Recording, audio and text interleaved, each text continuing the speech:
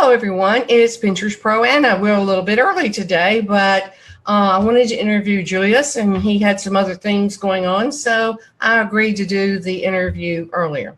Hi, everybody in Facebook.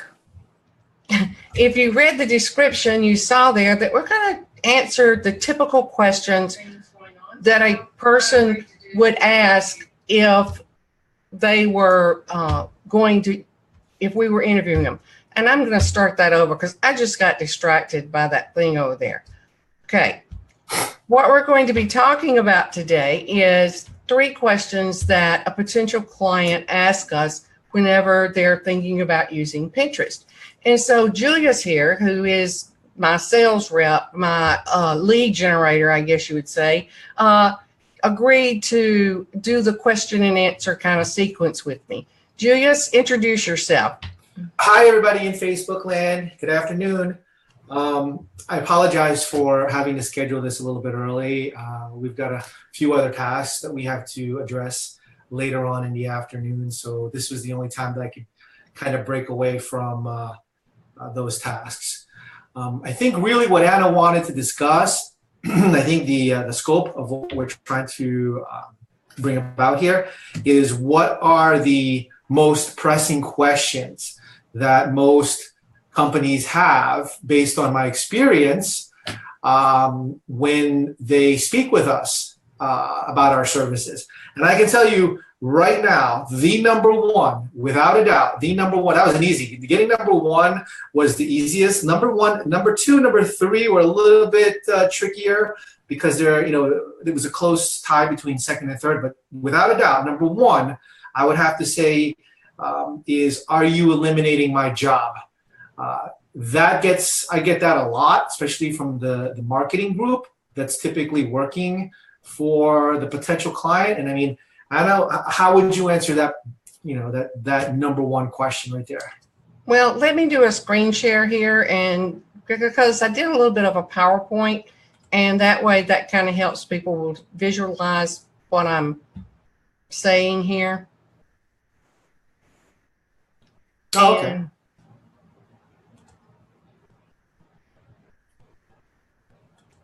if only I could get it working right. There it is. Okay.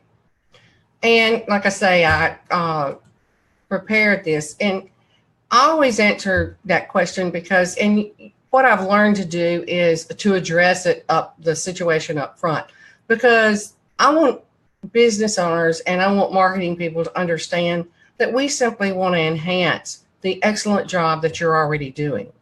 We do Pinterest. We are all about Pinterest. We love Pinterest. We don't do Facebook or any of those other types of things. We don't do your Google AdWords or anything else. So really what we're aiming to do is to take Pinterest and add to the great job that a marketing person or a business owner is already doing.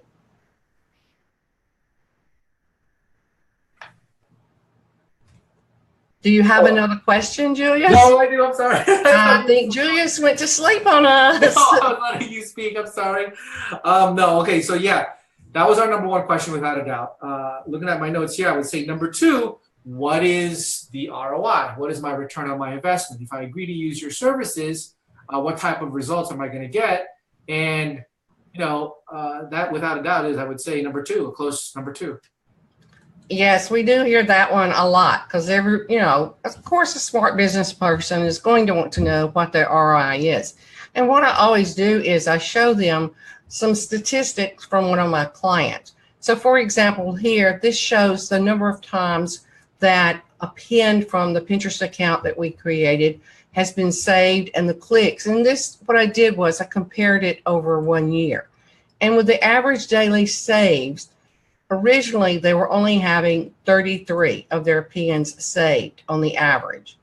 A year later, 610 on the average were being saved. Now, what that translates into is, think about it this way. You're handing out flyers for something, and somebody takes one of those flyers and they save it to refer to later. That is exactly what is happening here. Or if you do an email blast, and somebody saves that email because they want to refer back to it and get in touch with you. So that's what's happening there. Then with the average daily clicks, they were at 24. And after a year of working with this company, they had 284 clicks. Now, these are clicks to their website. These are leads, because if you have your website Pinterest ready, then what that means is that every time they click on one of those pins, you have the potential to be able to collect their information and then be able to contact them and follow through with your sales funnel. And I've been having trouble with this slide. There we go. So you can see here that the percentage change as far as viewers were concerned was 1,132%. The number of saves, the percentage change, you can see here, and the number of clicks, the percentage change. And, I would be willing to say that there's not a lot of marketing platforms that you can use to where you're trying to generate leads that have this type of results, over 1,000% increase. The other thing that can take a look at is the Google Analytics, because the first ones are based on Pinterest Analytics. So, everybody's heard about Google Analytics. So with their Google Analytics, for 1 month, they had 1,803 sessions from Pinterest. That means that number of people went to their web page from Pinterest. Whereas with Facebook, it was only 137, and with Instagram, it was 24. So you can see the power that Pinterest has of driving traffic to your website. Then when we're looking at new users, these were the statistics for the new users. And of course, that means new potential clients. And as far as people actually viewing your information, you have your Pinterest. This was for Facebook, and this was for Instagram. And this is for one of my clients that I am, now working with their account and have been for over a year now.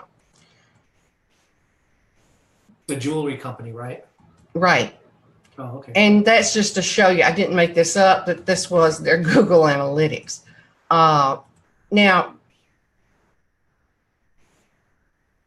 so the other thing that I always ask is, what are you paying for other lead generating tools that you're using? If you're putting ads in magazines or the newspaper or wherever, how much are you paying for that? And have you calculated the cost per unit on that? Radio, Google AdWords, or, other social media platforms. Well, for this particular client, I calculated the cost. And for their keywords that they're paying for, it's $2.09 per click. For their Google AdWords, they're paying $1.78 per click. But for Pinterest, they're paying 80 cents per click. Wow. And that's taking what they pay me and divide it by the number of click-throughs to the website, and doing the same thing with the Google Ads and the keywords. So that's, to me, that speaks volumes. And what's your next question? Yeah, that's very inexpensive. Well, inexpensive is not the word to use. I mean, that's very cheap compared to the other costs. I think the last question is really, how can I be found? I mean, how can we be found? A lot of people ask that question because they're like, they look at Pinterest and think, well, how are people going to find me? Well, one is through pin links, because you put the URLs on the pins, and that makes it a call to action, a clickable link to your website. They may search for a given topic. For example, if you're in the travel industry, they put travel in that Pinterest search bar, and your name comes up if you use the correct keywords. Now, also, there's the Pinterest general feed, and people will see your pins there, and they will say, wow, that looks pretty interesting, and they will click on it from there. So the key is to have those keywords and to have good images, so that, and of course, the consistency with it, so that you are found. And to give you an example, I typed in Pinterest Pro, as you can see here, in the search bar on Pinterest. And when I did, just like the first page of Google, you want to be on these top 2 lines. And you can see here that I appeared 3 times. Now, what that means is I have 3 opportunities for somebody to come to my account if they want a Pinterest Pro. So then I decided, okay, what's another term? What if they put Pinterest marketing? Would I show up? And so you see here, I typed that in and I did show up. And so then I decided, okay, I'm going to put Pinterest expert. And look, I'm not there anywhere. And I realized it was because I had not put that word in the name of my company up at the top, the title. Keywords. Yeah. And I realized this about 3 or 4 months ago. So what I did was I went back and I changed that and I added in the word expert. And when I did, I now, when you search for Pinterest expert, also show up. So you see, that's why it's so important to have, to know really how to set it up and the things to do and to know your Pinterest keywords, because that is how you're going to get found. And if you do that, then if your images and your URLs have those keywords in it, your descriptions have those keywords, then the pinners are going to click on the images, they're going to save the images, and they're going to go to your website, and you're going to either sell them a product or collect their email address. That will then lead to sales for your company. Okay, cool. So thank you so much, Julius. I appreciate you participating in the question and answer for me. You're welcome. This has been beneficial to other people. Anything you would like to say in closing? No, I think that was awesome. I think that really addressed the 3 most pressing questions that I've encountered with potential clients. And I hope it helps. Thank you so much. I appreciate that. And so for all of you out there, I hope that you have a absolutely wonderful weekend. And remember that I'll be back Tuesday again with Facebook Live at 7 p.m. And I do have one last question though. Anna. Okay. How is the traffic on the Pinterest Superhighway? It is phenomenal. It is phenomenal. I'll see y'all later on the Pinterest Superhighway. Is that what you say? That's right.